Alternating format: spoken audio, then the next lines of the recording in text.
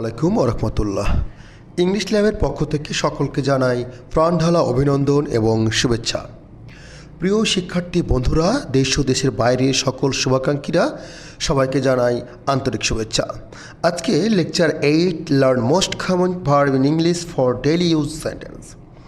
আজকে দৈনন্দিন ব্যবহারের এমন কিছু বাক্য নিয়ে আলোচনা করব যেগুলো অনার্গুল ইংরেজিতে কথা বলতে গেলে সবসময় কাজে লাগবে। তো ইংরেজিতে কথা বলার ইচ্ছা থাকলে অবশ্যই আজ থেকে এই ওয়ার্ডগুলি শিখতে শুরু করুন। আমি বিশ্বাস করি you can win, must be. তো আজকে 31 থেকে 40 পর্যন্ত আলোচনা হবে। তো শুরু করা যাক সেই বাক্যগুলো। ঠিক আছে, অলরাইট। ঠিক আছে, অলরাইট। অলরাইট মানে ঠিক আছে। কলমটা আনো। Bring the fan. Bring the fan মানে হচ্ছে কলমটা আনো। আমার সাথে বলো। Talk with me.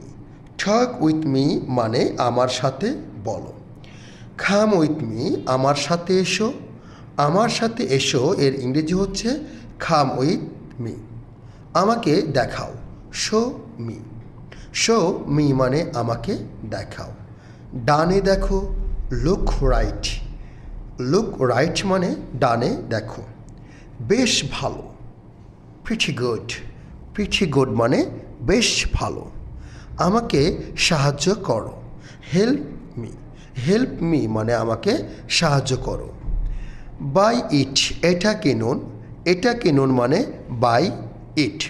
তো প্রিয় শিক্ষার্থী বন্ধুরা, এই যে বাক্যগুলো আছে আমরা কিন্তু দৈনন্দিন জীবনে এই সব কথাগুলো সবসময় কিন্তু ব্যবহার করি। তো এই সবসময় যখন ব্যবহার করি পাশাপাশি যদি ইংরেজিগুলো মনে রাখি, দেখবে একসময় তোমার ইংরেজি স্কিলটা খুব সুন্দর হয়ে যাবে।